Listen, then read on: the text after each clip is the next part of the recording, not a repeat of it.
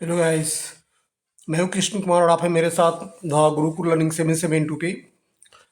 आ, पता है आप लोगों को कि आज जो पेपर था CT 8 का है नहीं, पता ही है। और मैं आप लोगों को CT 8 में जो पेडागोजी से संबंधित जो कॉन्सेप्ट था मैं डालता था।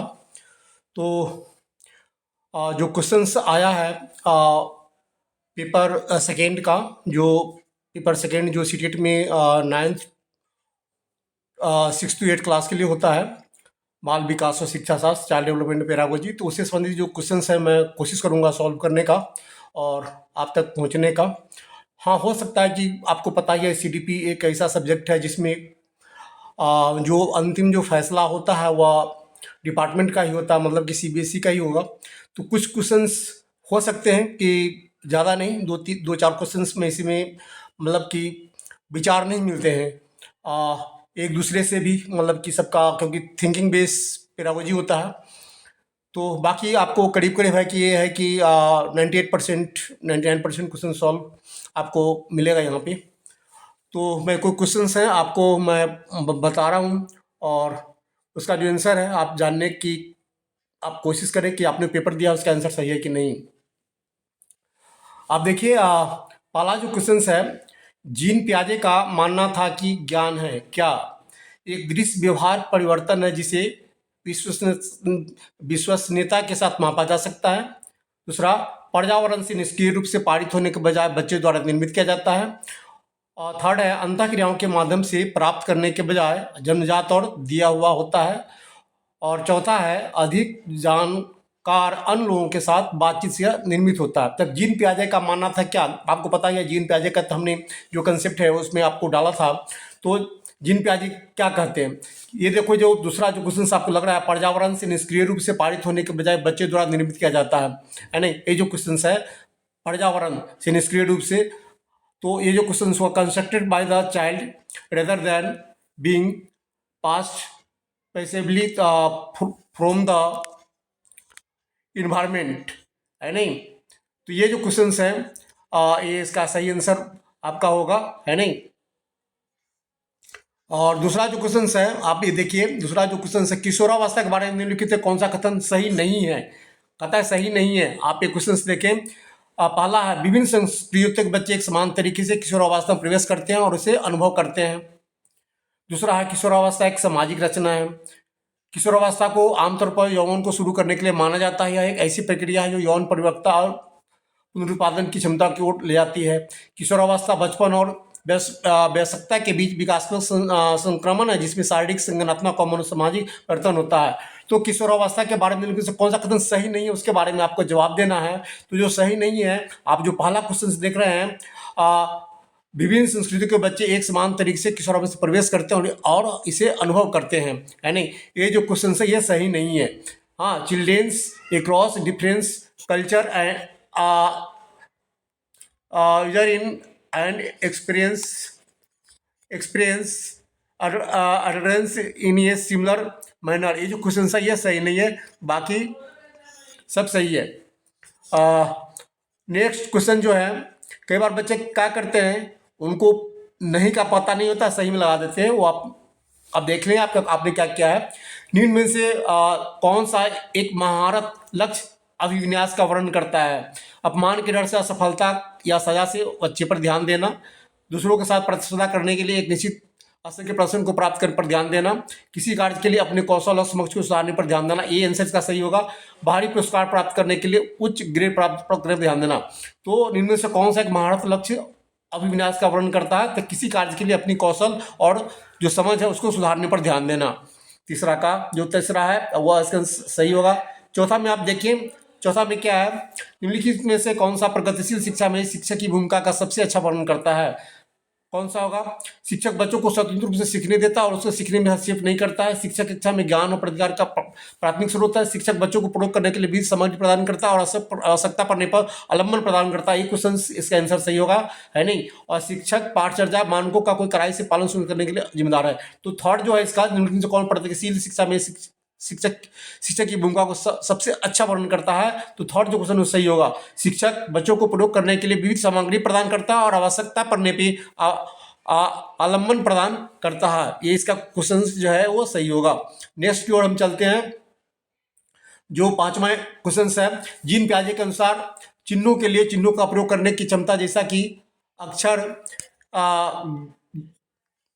एक्स को अज्ञात अंक के लिए मानने की क्षमता डैश के दौरान विकसित होती है और विद्यार्थियों को डैश सीखने में सक्षम बनाती है।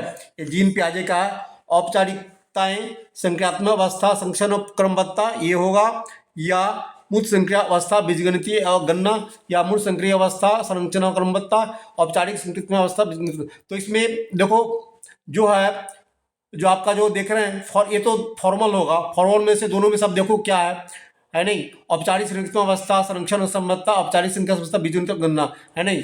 कई बार जब हिंदी में समझ में नहीं आती तो आप इंग्लिश में देख लिया करो। फॉर्मल ऑपरेशन स्टेज कंजर्वेटिव एंसरिएशन और formal operational stage algebraic calculus, है नहीं। तो इसका जो आंसर होगा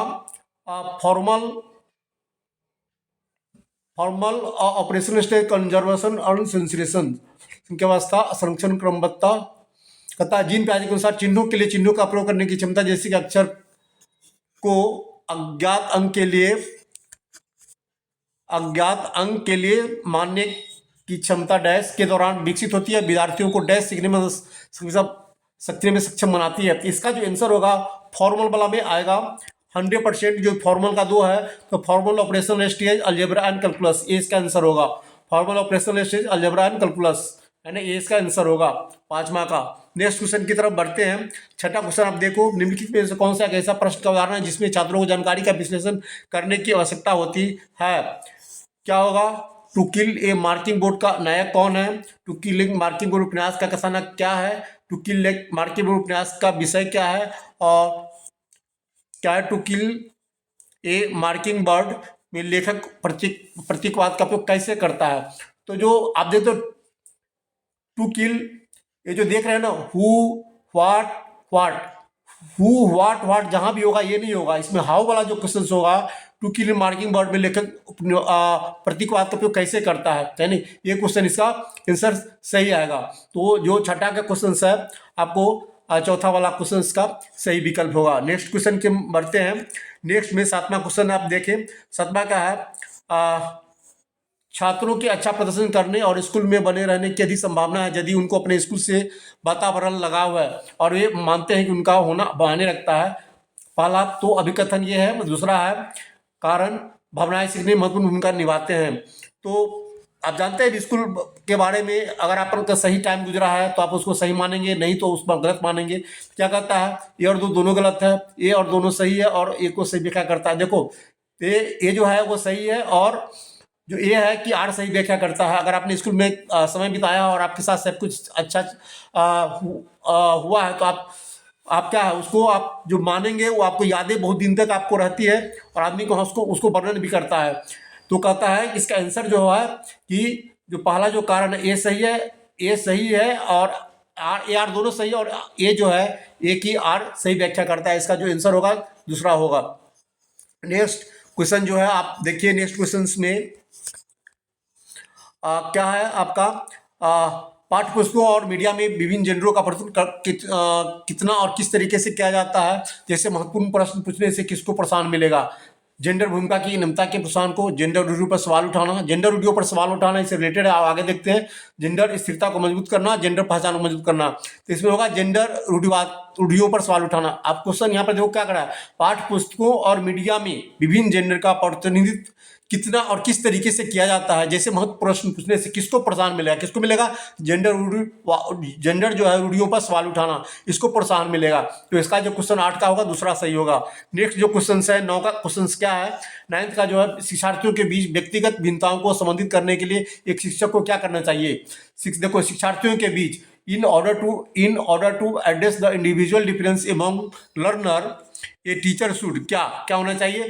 तो शिक्षार्थियों के बीच व्यक्तिगत भिन्नताओं को संबोधित करने के लिए एक शिक्षक को सभी शिक्षार्थियों के बीच एक अन्य असमान पाठ्यक्रम लागू करना चाहिए। मतभेदों को असमान और एक प्रकार की कमी के रूप में स्वीकार करना चाहिए। व्यक्तिगत भिन्नताओं को नजरअंदाज करना चाहिए और भिन्नताओं को मानव विविधता की प्रत्यक्ष विशेषता के रूप में मानना चाहिए। Consider difference an obvious feature of human diversity. B. Individual Dooars individual difference implement difference aptitude. तो ये इसका जो आंसर होगा है नहीं, भिन्नताओं को मानव विविधता की प्रत्यक्ष विशेषता के रूप में मानना चाहिए। इसका जो आंसर होगा ये आपका 9 का चौथा आंसर आएगा। नेक्स्ट जो क्वेश्चन है आपका 10, एक प्रगतिशील कक्षा में क्या है, आकलन क्या है? मानक संदर्भित होता है, गतिशील होता है। एक प्रगतिशील कक्षा में गतिशील होगा, वस्तुनिष्ठ होता है, योगात्मक होता है। तो गतिशील जो होगा इसका आंसर सही है। किस बच्चे ने जो भेजा है PDF ये गलत है, इसमें आंसर उन्होंने लगा रखा है। अब चलते हैं नेक्स्ट क्वेश्चन जो आ रहा है कि आलोक निम्नलिखित व्यवहार दिखता है पढ़ते समय: सिर को अजीब स्थिति में पकड़ना, आंख को बार बार मुंदना और रगड़ना, आंखों की लाली, सूजन, अक्षर पहचानने में भ्रमित होना, या किसके संभावित लक्षण हो सकते हैं? आप देखिए कहता है संचार संबंधी, नहीं। दृष्टि संबंधी समस्या, बार बार वो आंख के बारे में लिखा हुआ था, इसका आंसर मेरे हिसाब से दृष्टि संबंधी समस्या होगा। बाकी आगे देखते हैं भाषा की समझ की समस्या, स्वलीनता विकार, नहीं। इसमें जो होगा दृष्टि संबंधी समस्या, क्योंकि जो बच्चा है ना पढ़ते समय क्या है, सिर को अजीब स्थिति में उसको आंख में दिक्कत हो रही है, तो आंख को बार बार क्या करता है, मुनता है, फिर रगड़ता है, फिर आंखों को लगता है उसमें आंख में कुछ दिक्कत है, उसको जो आई जो स्पेशलिस्ट उसको दिखाना चाहिए। तो दृष्टि संबंधी उसको समस्या है। तो इसका जो आंसर है 11 का दूसरा होगा। और आगे आप चले जो एसर्टेशन अभिकथन क्या है, आप देखिए 12 में, वह कोई उद्देश्यात्मक निश्चित क्षण नहीं होता जब कोई बच्चा मध्य बाल्यावस्था या किशोरावस्था में प्रवेश करता है। कारण आर क्या है, विकास विकृति में निरंतर होता रहता है नहीं। तो विकास प्रकृति में निरंतर होता रहता है, यह वह निश्चित क्षण नहीं होता जब कोई बच्चा बाल में सकता है। तो ए तो सही है और बी भी सही है। तो ए और बी दोनों सही है, लेकिन और ए की आर सही व्याख्या करता है। इसका जो आंसर होगा, इसमें किसी ने गलत लगा रखा है, इसका जो आंसर होगा दूसरा होगा। ए और आर दोनों सही है और ए की आर सही व्याख्या करता है नहीं। क्योंकि विकास प्रकृति में आपको पता है निरंतर होता ही रहता है नहीं। वह कोई उद्देश्यात्मक निश्चित लक्षण तो होता नहीं जब कोई बच्चा मध्य बाल्यावस्था या किशोरावस्था में प्रवेश करता है नहीं। तो ये दोनों सही है और एक ही सही व्याख्या करता है नहीं। नेक्स्ट क्वेश्चन हम जो बढ़ते हैं 13 की ओर। 13 जो क्वेश्चन है, शिक्षकों को निरंतर अपने स्वयं के रूढ़िवादिता और पूर्वाग्रहों पर चिंतन करना चाहिए। अच्छा, कारण क्या है? सांस्कृतिक रूप से उत्तरदायी शिक्षण का अर्थ है कि शिक्षक चिंतनशील है। तो ये क्या कहता है यार, दोनों गलत है, ये तो नहीं है। ये और दोनों सही है और एक की आर सही व्याख्या करता है। ए और आर दोनों सही है लेकिन एक की आर सही व्याख्या नहीं करता। ए सही है लेकिन आर गलत है। तो इसमें ये होगा इसका आंसर कि शिक्षक को निरंतर अपने स्वयं के रूढ़िवादी पूर्वाग्रहों पर चिंतन करना चाहिए, होना चाहिए, ट्रू है। सांस्कृतिक रूप से उत्तरदायी शिक्षण का अर्थ है कि शिक्षक चिंतनशील है, ये भी सही है। इसका मतलब है कि ए और आर दोनों सही और ए की आर सही व्याख्या करता है। इसका जो होगा आपका सेकेंड होगा। बाकी आपको पता ही है जो CBSE है इस पर अलग अलग हो सकता है, किसी का व्यू अलग अलग होता है। बाकी जो आंसर किया आएगा तो आप देख लेना, मेरे हिसाब से ए आर दोनों सही और एक की आर सही व्याख्या करता है कि जब सांस्कृतिक जो शिक्षक है कहता है शिक्षकों को निरंतर अपने स्वयं के रूढ़िवादी पूर्वाग्रहों पर चिंतन करना चाहिए, एकदम करना चाहिए। सांस्कृतिक रूप से तो राय शिक्षण का अर्थ है कि शिक्षक चिंतनशील हो, ये भी सही बात है। तो मतलब क्या कि दोनों सही है और एक की आर सही व्याख्या करता है। इसका तो 100% एक क्वेश्चन होगा, आंसर होगा। तो नेक्स्ट क्वेश्चन की तरफ बढ़ते हैं हम। 14 में आप देखें, बैस्की के अनुसार संज्ञानात्मक विकास को सुगम बनाने में शिक्षक की क्या भूमिका है? बैस्की मैंने आपको बैस्की का कंसेप्ट डाला था। तो बैस्की के अनुसार संज्ञानात्मक विकास को सुगम बनाने में शिक्षक की क्या भूमिका है? केवल उन्हीं कार्य को देना चाहिए विद्यार्थी वर्तमान में स्वतंत्र रूप से कर सकता है। छात्र को जानकारी और ज्ञान प्रदान करना। थर्ड क्या है? आलम्बन के माध्यम से छात्र के सीखने का मार्गदर्शन करना। छात्र को पूरी तरह से स्वतंत्र रूप से सीखने की अनुमति देना। आप कहता है according to Vygotsky what is the role of the teacher in the facilitation cognitive development, है नहीं। कई बार जब हिंदी में समझ में आए थे आपको साइकोलॉजी में इंग्लिश की तरफ भी जाना चाहिए। तो to give only those task that the student on to provide informative knowledge of the student, to guide and support the students learning through scaffolding, to allow the student to learn completely independent. ये होना चाहिए to guide and support the students learning through scaffolding. ये आपका 14 का जो है तीसरा answer होना चाहिए। 14 का तीसरा में क्या है? आलम्बन के माध्यम से छात्र के सीखने को मार्गदर्शन समर्थन करना। ये 14 का सही आंसर है। नेक्स्ट क्वेश्चन की बढ़ते हैं। 15 में क्या है? एक माध्यमिक स्कूल शिक्षक छात्रों को संकल्पनाओं और वास्तविक दुनिया के अनुप्रयोगों के बीच संबंध बनाने में मदद करके सार्थक सीखने को सक्षम बनाना चाहता है। निम्नलिखित में से कौन सी गतिविधि एक उपयुक्त शैक्षणिक गतिविधि होगी? क्या है क्वेश्चन? एक माध्यमिक स्कूल शिक्षक छात्रों को संकल्पनाओं और वास्तविक दुनिया के अनुप्रयोगों के बीच संबंध बनाने में मदद करके सार्थक सीखने को सक्षम बनाना चाहता है। निम्नलिखित में कौन सी गतिविधि एक उपयुक्त शैक्षणिक रणनीति होगी? छात्रों को छोटे समूह वर्तमान मुद्दे पर शोध करते हैं, अपने निष्कर्ष शाम पर प्रस्तुत करें। ये 100% एक क्वेश्चन होगा इसका। बाकी देखते हैं आगे क्या है। दूसरा है छात्रों को निगम प्रश्न याद करता नहीं, हम इस पर नहीं जाएंगे। विद्यार्थियों को बहुकल्पीय प्रश्नों वाली कार्यपत्र पूरी करने का है। विद्यार्थियों को उद्दीपक प्रतिक्रिया का है। ये जो होगा जो सबसे आंसर जो स्ट्रॉन्ग है, छात्रों को छोटे समूह वर्तमान मुद्दों पर शोध करने दें, अपने निष्कर्षों पर कक्षा प्रस्तुत करने दें। आपको पता ही है छात्रों को प्रैक्टिकली रूप अपने करना चाहिए। उससे क्या होता है, बच्चों को ज़्यादा नॉलेज होती है। तो आपका आंसर जो है आपका फर्स्ट होगा इसका 15 का। 16 का जो क्वेश्चन है आप देख ले। लय बायस्की के अनुसार बच्चे डैश के साथ अंतःक्रिया कर बहुत से सम्मानित होते हैं, उन कार्यों को कर पाते हैं जो संयुक्त रूप अभिमुख विकास के क्षेत्र के हैं। कहता है इंग्लिश में देखो, हिंदी में कहीं पर दिक्कत आ रही है तो according to Lev Vygotsky children benefit from the experience of interacting with dash with working their zone of proximal development.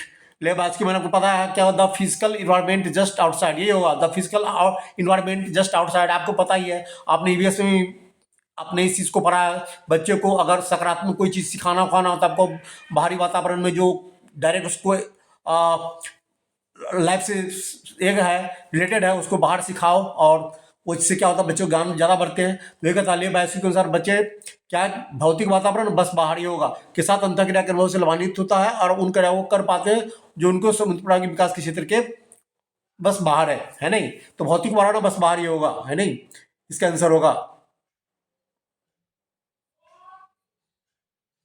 और आगे हम चलते हैं। नेक्स्ट क्वेश्चन है dyslexia is a condition which impact learner ability to dash sensory coordinate with movement, emotional draw pictures, neurological link sound with symbols। ये होगा मतलब जितने भी क्वेश्चंस जो पूछ रहे हैं ना, आप जो देख रहे हैं इसमें ज़्यादा जो क्वेश्चंस पूछ रहे हैं वो आप कंसेप्ट पर सिर्फ जाओगे ना, तो मैंने बार बार आपको अपने जो भी मैं टॉपिक सीटीटी में डालता था, आपने देखा होगा जितने भी मैंने कॉन्सेप्ट डालता था, मैंने कहा कंसेप्ट पर हो लेकिन समझ के आधार पर क्वेश्चन होगा। देख रहे हो जितने भी क्वेश्चन पूछ रहे हैं, जितने भी 80% से ज़्यादा क्वेश्चन जो पूछ रहे हैं, 85-90% क्वेश्चन पूछ रहे हैं समझ पर आधारित है। तो इसमें बच्चे जो सोचेंगे ना कि नहीं हमने कंसेप्ट याद कर लिया वहाँ पर, तो कंसेप्ट याद करके फेल कर सकते हो इसमें, है नहीं। बच्चे जो कंसेप्ट को समझ ले उसके अनुसार आंसर सारा इसमें मिल रहा है। आप देख ही रहे हो, बार बार मैं ही कहा था कंसेप्ट क्लियर रहेगा तो आपका क्या हुआ आंसर आप क्लियर ढंग से कर पाओगे। अगर कंसेप्ट क्लियर नहीं है तो नहीं कर पाओगे।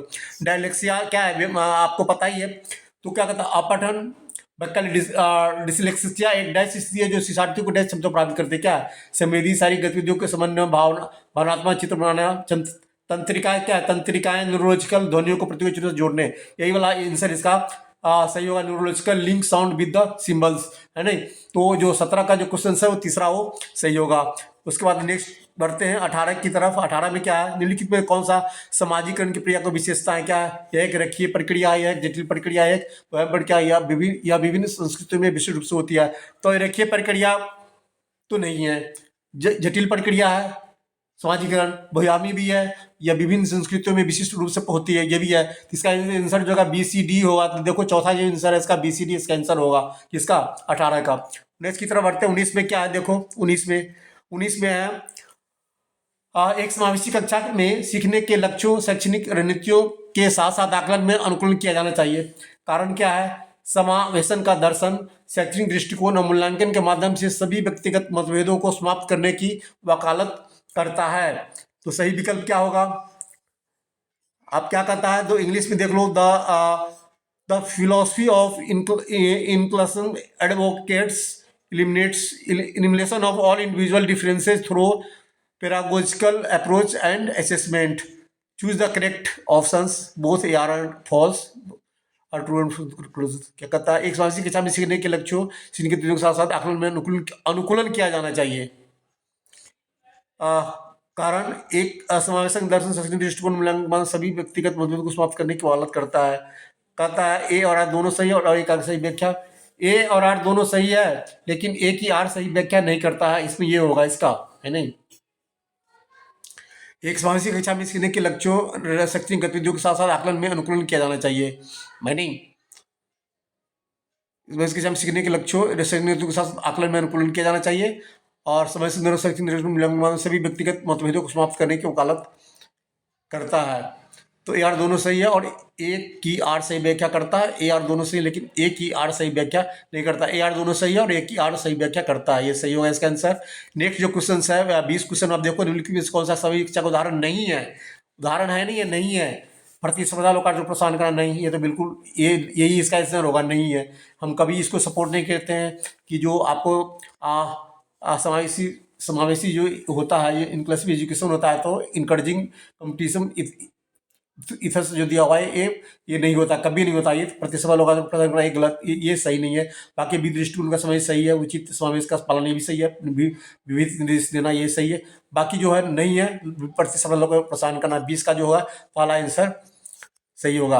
21 का आप देखो, एक बच्चा किसी कार्य को करने में जितना कम सक्षम होता है, शिक्षक को उतनी ही अधिक संकेत इशारे देनी चाहिए, सही है। और जैसे से बच्चा अधिक से अधिक कर सकता है, शिक्षक को कम से कम मदद करनी चाहिए, सही है। कारण बुद्धि लब्धि की गणना करके सटीक रूप से मापा नहीं जा सकता, नहीं, ये सही है, बी गलत है। कहता है ए ये सही है लेकिन बी गलत है नहीं। बुद्धि को बुद्धि लब्धि गणना करके सही रूप से मापा नहीं सकता। बुद्धि को बुद्धि लब्धि गणना करके सही रूप से मापा जा सकता है, तो ये सही है और आर गलत है। इसका ये होगा क्वेश्चन, है नहीं, ऐसा होगा, ये सही है, आर गलत है। किसका क्वेश्चन ये है, ये आपका जो है 21 ऐसे रिसेशन का है नहीं। कहता है intelligence can not be accurately measured by calculating IQ, ये गलत है, आर गलत है, ये सही, आर गलत है नहीं। और नेक्स्ट क्वेश्चन की तरफ बढ़ते हैं। 22 में देखो, एक शिक्षिका ने नोटिस किया कि उसका एक छात्र अत्यधिक विचलित है और उसे कक्षा के दौरान ध्यान देने में परेशानी होती है। निम्नलिखित में से कौन सा रणनीति छात्र को केंद्रीय मदद करने के लिए पढ़ाई होना चाहिए? माता पिता को बुला छात्र के खिलाफ नहीं, ये तो नहीं होगा। छात्रा को कक्षा के दौरान बार बार करने के लिए काट देना, ये सही होगा इसका। छात्र को कक्षा के दौरान बार बार करने के लिए काट देना, उससे क्या होगा, बच्चा बिजी हो जाएगा और फिर वो करेगा। छात्र को सख्ती से अपना अवसान प्रदान के लिए कहना, ये सही नहीं है। स्व नियमन और स्व प्रबंधन के लिए छात्र को टाइम बढ़ देना, नहीं। इसका जो आंसर होगा, छात्र को कक्षा के दौरान बार बार करने के लिए काट देना, इसका आंसर ये सही हुआ। जिसने भी क्या है सही है ये। और 23 पर आप देखो, अभिकथन क्या है, वास्तविक जीवन की समस्याओं और मूर्त अनुभवों से सीखने से बच्चों को अधिगम और जानकारी प्राप्त करने के लिए कई रास्ते मिलते हैं, सही है। विकास अपेक्षाकृत व्यवस्थित अनुक्रमिक है। विकास अपेक्षाकृत क्या है, व्यवस्थित और अनुक्रमिक है। हाँ, अनुक्रमिक तो है, तो दोनों सही है। तो ए आर दोनों सही है, लेकिन ए और आर दोनों सही है और एक की आर सही व्याख्या करता है, इसका 2 होगा, है नहीं। विकास व्यवस्थित और अनुक्रमिक है, ये सही है, और उनमें से दोनों सही है। तो ए आर दोनों सही है और एक की आर सही व्याख्या करता है। किसी ने दिया है कि ए और आर दोनों सही, लेकिन एक की आर सही व्याख्या नहीं करता है, क्योंकि विकास जो होता है ना, क्रमिक नहीं होता। विकास व्यवस्थित और अनुक्रमिक है। आप इंग्लिश में देखो इसका, learning from real life problem and concrete experiences give the children's multiple pathways for learning and retrieving information। तो ये तो सही है। और रीजंस क्या है, development is relatively orderly and sequentially, नहीं, सिक्वेंसली नहीं होता, नहीं, ऐसा नहीं है, व्यवस्थित नहीं होता ये। तो क्या होगा, ए और इसका आंसर होगा वास्तविक जीवन की समस्या को वास्तविक जीवन की समस्या और मूर्त अनुभवों से सीखने से बच्चों को अधिक जानकारी प्राप्त करने के लिए कई रास्ते मिलते हैं, सही है। और विकास से व्यवस्थित और अनुक्रमिक है। विकास ये दूसरा भी सही है, तो ए आर दोनों सही है नहीं। ए आर दोनों सही है और एक की आर सही व्याख्या करता है, मतलब कि दूसरा सही होगा। जिसने भी लगा रखा है, जो हमारे पास जिस बच्चे ने पीडीएफ भेजा हो, पीडीएफ में उन्होंने तीसरा लगाया, गलत है ये दूसरा का इसका आंसर सही होगा। नेक्स्ट जो आप देखेंगे, रचनात्मक मूल्यांकन के लिए कार्य की प्रगति को दर्शाते पोर्टफोलियो एक प्रभावी प्रणाली है, क्योंकि वे मूल्यांकन की प्रक्रिया में छात्रों को शामिल करते हैं, वे व्यक्तिगत छात्रों को प्रगति के बारे में सूचित करते हैं, विषय है। वे मुख्य रूप से अंतिम उत्पाद की प्रस्तुति पर ध्यान केंद्रित करते हैं, ये गलत है। वे छात्र अधिगम के ठोस सबूत पेश करते हैं। तो ए, बी और डी जो है ये सही है और डी गलत, सी गलत है। ए, बी और डी सही है। ए, बी और डी, एक जो पहला इसका आंसर सही होगा, है नहीं। मुख्य रूप से अंतिम उत्पाद को प्रस्तुति पर ध्यान केंद्रित करते हैं, ये गलत है इसका। तो ए बी और डी सही है, इसका पहला आंसर सही होगा इसका। किसका? 24 का। 25 का आप देखो, 25 का क्या है? निम्नलिखित में कौन सा संरचनावादी अधिगम सिद्धांत का मूल सिद्धांत है? निम्नलिखित में कौन सा संरचनावादी अधिगम सिद्धांत है? Which of the following is a core principle of constructivist learning theory? तो क्या है?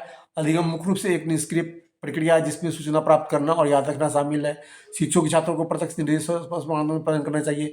अधिगम तब होता है जब छात्रों को शिक्षकों को सही उत्तर और प्रतिभा मिलती है। छात्र अपने पर्यावरण के साथ सक्रिय संलग्न के माध्यम से अपने ज्ञान का निर्माण करते हैं। ये होगा आंसर सही इसका। 25 का चौथा आंसर सही होगा। नेक्स्ट क्वेश्चन की तरफ बढ़ते हैं। 26 में देखो, कोलबर्ग के नैतिक विकास के सिद्धांत की कैरोल क्लिन की आलोचना का केंद्रीय तर्क है। इसको मैंने आपको शायद बताया भी है, आपको अपने जब मैं बात कर रहा था उसका, है नहीं, कोलबर्ग का जो नैतिक विकास के सिद्धांत को मैंने आपको पढ़ाया था, उसका कंसेप्ट पढ़ाया था। तो उसके जो आलोचना का केंद्रीय तर्क क्या था कि उसमें उन्हीं उन्हीं की एक उनकी क्या है, उनकी जो एक ये स्टूडेंट थी जो बाद में उन्हीं की आलोचना किया। क्यों? क्योंकि जो उन्होंने ये कहा था कि बच्चों के देख देखभाल की नैतिकता और नारीवाद दृष्टिकोण जो है ना, उन्होंने इस पर लगाया था कि जो कोलबर्ग के नैतिक विकास के सिद्धांत है वह नारीवाद दृष्टिकोण पर आधारित है नहीं। तो इस चीज़ का उन्हें आलोचना किया था, है नहीं। तो ये देखभाल की नैतिकता और नारीवाद दृष्टिकोण, ये क्वेश्चन इसका आलोचना केंद्रीय तर्क है कि ना दे, इसमें यही आंसर इसका सही होगा दूसरा वाला। कोलबर्ग के नैतिक विकास सिद्धांत की जो गिलिगन है, क्या उनका खुद का स्टूडेंट था? किनका? कोलबर्ग का, जैसा मुझे पता है खुद का स्टूडेंट था। बाद में जाकर उसने क्या किया, उनसे अलग हो गई थी और उन्होंने जो आलोचना किया था कोलबर्ग की, तो उसमें इसी बात को उन्होंने दर्शाया था कि देखभाल की नैतिकता और नारीवाद दृष्टिकोण उन्होंने अपनाया है। किसने? कोलबर्ग ने। बाकी जो सर स्कूल जाने वाले बच्चों के लिए अध्ययन के बच्चों का नैतिक क्षमताओं को अधिक अंकन, बच्चों के अध्ययन पर ये होता ही। बाकी जो देखभाल की नैतिकता नारीवाद दृष्टिकोण है, इसका उसको उन्होंने मेंशन किया था। आगे बढ़ते हैं। आगे जो क्वेश्चन है आपका 27, सुजाता नृत्य प्रतियोगिता में केवल इसलिए उत्सुकता से भाग लेती है क्योंकि वह नगद का प्रथम पुरस्कार जीतने में रुचि रखती है। तो सुजाता क्या है? असफलता परिहार शिक्षार्थी है, आंतरिक रूप से प्रेरित है, बाहरी रूप से प्रेरित है। सुजीता क्या है? बाहरी रूप से प्रेरित है। महारत उन्मुख शिक्षार्थी है बाहरी रूप से, क्योंकि उसको क्या है, वो इसलिए ये करती है कि उसको क्या होता है, उसको नगद का पुरस्कार जीतने में रुचि रखती है नहीं। तो वह बाहरी रूप से प्रेरित है। ये होगा 27 का तीसरा। 28 का देखो क्या है, निम्नलिखित में से कौन सी प्रक्रिया वातावरण से प्राप्त जानकारी के अर्थ निर्माण और इसे स्मृति में आगे संग्रहित करने के लिए आवश्यक है? पुनर्प्राप्ति, ध्यान देना, क्षय होना और भूलना। इसका आंसर होगा रिट्रीवल, पुनर्प्राप्ति। इसका 28 का पहला आंसर सही होगा, है नहीं, पुनर्प्राप्ति, रिट्रीवल, है नहीं। और 29 का आप देखो, 29 में क्या है, कोलबर्ग के नैतिक विकास की किस अवस्था में बच्चों का तर्क कानून की नैतिकता के इर्द गिर्द घूमता है? स्वायत्त नैतिकता, पूर्व पारंपरिक नैतिकता, पारंपरिक नैतिकता। ये जो होगा पारंपरिक नैतिकता, इसका आंसर ये होगा, विषय नैतिकता नहीं होगा। ये जो इसका जो 29 का है, कि in which stage of Kohlberg moral development do children reasoning revolve around ethics of law. तो इसका जो होगा आंसर परंपरागत नैतिकता, कन्वेंशनल मोरालिटी। कोलबर्ग आपने जो पढ़ा होगा, है नहीं। तो 29 का जो है इसका, जिस बच्चे ने मेरे पास पीडीएफ भेजा है उस पर एक पर लगा दिया है, वो गलत है। ये क्या दो क्या कर रखा है, पारंपरिक नैतिकता होगा इसका। और 30 का क्वेश्चन आप देखें, एक प्रारंभिक विद्यालय का शिक्षण कार्य के शैक्षणिक आत्म संप्रत्ति के विकास की दृढ़ता से प्रभावित कर सकता है क्या?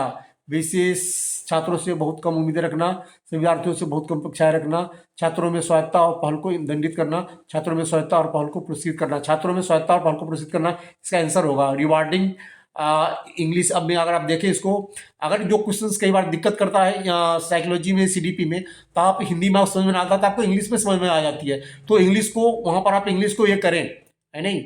तो क्या कह रहा है, an elementary school teachers can strongly influence students development of academic self concept by keeping very low expectation from special students. Second है keeping very low expectation from all students. Third है punishing autonomy and initiative in students. Fourth है rewarding autonomy and initiative in students. तो rewarding autonomy and initiative in students जो answer है इसका सही है, मतलब कि छात्रों में स्वायत्ता और पहल को पुरस्कृत करना, आपको पता ही है। तो 30वां क्वेश्चन जो चौथा इसका सही होगा। इसने भी पीडीएफ दूसरा में लगा रखा है, गलत है। तो ये था कुछ क्वेश्चन जो आपको मैं सीडीपी जो आज का जो सीटेट का एग्जाम था, सीटेट पेपर सेकेंड जो 6 क्लास से 8 क्लास तक होते हैं, बाकी उसमें तो बच्चे 10th तक पढ़ाते हैं, 6 से लेकर 10 तक पढ़ाते हैं। तो उसका उनका सीडीपी था। सीडीपी क्वेश्चन को मैंने आपको सॉल्व करने की इसीलिए कोशिश किया है कि मैंने आपको पता है सीटेट के कुछ मैंने आपको सीडीपी का बहुत सारे टॉपिक आपको पढ़ाया था ऑनलाइन में, और बहुत सारे कंसेप्ट जो है जितने भी है आप देख रहे हो, बायस्की है, जीन पियाजे है, कोहलबर्ग है, जितने भी आप देख रहे हो सब हमने पढ़ा रखा है। तो उससे कुछ आप जो समझ है जो उसके आधारित है जो क्वेश्चन उसको सॉल्व करने की कोशिश क्या है। हो सकता है इसमें दो तीन क्वेश्चंस पे आपको सीटेट में मतभेद हो, क्योंकि जो सीबीएसई का आंसर होगा वही फाइनल माना जाता है। तो अगर इतना क्वेश्चन आपने लगाया है तो आप 100% श्योर हो कि आपका ज़्यादा से ज़्यादा क्वेश्चन सही है। अगर आपको लगता है ये चैनल हमारा जो द गुरुकुल लर्निंग 772 आप तक पहुँच आपको सही, अगर आप सीटेट की तैयारी कर रहे हैं, आप किसी भी गवर्नमेंट जॉब की तैयारी कर रहे हैं, आप टीचिंग की तैयारी कर रहे हैं, या आप सही रूप में गवर्नमेंट जॉब की तैयारी कर रहे हैं, आप शिक्षक की आपके अगर आपका जो मोटिव है कि गवर्नमेंट जॉब बनना, गवर्नमेंट टीचर बनना, और उस प्रयास में आप लगे हुए हैं, तो हमारा एक जीएस आता है, वो जीएस में आपको मैं सब्जेक्ट पढ़ाता रहता हूँ। और साथ साथ आपको पता ही है जो बच्चे सीटेट की तैयारी करते हैं या विभिन्न जो अपने अपने स्टेट में जो बच्चों के लिए टेट एग्जाम होता है, तो अगर किसी भी टेट एग्जाम की आप तैयारी कर रहे हो तो वहाँ पर हमारा जो टॉपिक होता है, मैं चाइल्ड डेवलपमेंट पेडागोजी से संबंधित टॉपिक डालता रहता हूँ। तो आप उसको पढ़कर आप समझ को बढ़ा सकते हैं। मैं कंसेप्ट पढ़ाता हूँ, जनरली जो कंसेप्ट है उसको पढ़ाता हूँ। तो बच्चों को जो कंसेप्ट जो होता है ना, आजकल मैंने पहले भी बताया कि कंसेप्ट पर आधारित क्वेश्चन होता है, कंसेप्ट नहीं पूछता। मैंने बार बार इस चीज़ किया, आप देखेंगे इसमें 90% जो क्वेश्चन है ना आपको पूरा कंसेप्ट पर आधारित है। तो जो बच्चे कंसेप्ट रट लेंगे वो तो नहीं पास करेंगे, लेकिन उस पर अगर आप प्रैक्टिकली रूप से अगर आप अभ्यास करते हैं, आप प्रैक्टिस करते हैं, तो फिर आपको अपनी सफलता आपको 100% आपको इसमें होगी। तो अगर आपको लगता है द गुरुकुल लर्निंग 772 जो मेरा चैनल है आपको काफ़ी मददगार साबित हो रहा है, तो हमारा चैनल द गुरुकुल लर्निंग 772 को आप सब्सक्राइब करें, लाइक करें, दोस्तों शेयर करें। आज मैं यहीं पर अपना वीडियो ख़त्म कर रहा हूँ, और नेक्स्ट वीडियो में हम आपसे मिलते हैं।